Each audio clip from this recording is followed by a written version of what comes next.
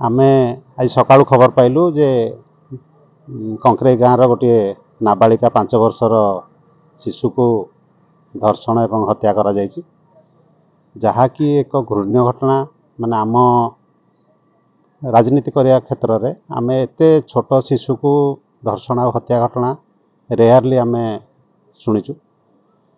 यहाँ केवल संभव है जो आमर बर्तमान जो सरकार चलती ओडिशा रे डबल इंजिन सरकार तांका अमल रे आईन श्रृंखला परिस्थिति एते तलकू गलानी से कहीं जमती मुरबी नथिला भला जना पड़ुछि।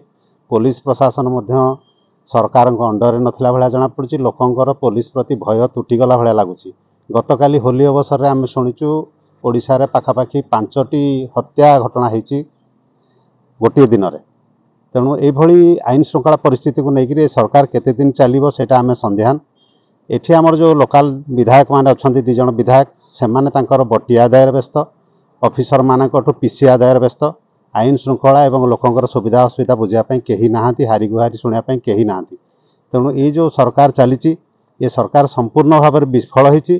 दिल्ली रु जड़े रिमोट कंट्रोल एठिकार मुख्यमंत्री को निर्देश देले से जहाँ काम कर मुख्यमंत्री निजर निष्पत्ति नबार कौन कैपेसिटी नहीं। तेणु ये सरकार आज अवस्था देखु आज जो निरीह निष्पाप जो 5 वर्षर शिशु मैंने जो धर्षण एवं हत्या होती माने आम जिला प्रति बहुत निंदनीय। आम महिला कांग्रेस तरफ आम निंदा करुँ एवं राज्य जो सरकार बर्तमान चली हिसाब करूँ 8 मास 9 मास है सरकार भितर केते हत्या धर्षण एवं छोट छोट निरीह स्कूल कॉलेज छात्री मानक भी छाड़ूना। तेणु बर्तमान सरकार पूरापूरी अकामी हो जाइए एवं रिमोट कंट्रोल चलुची।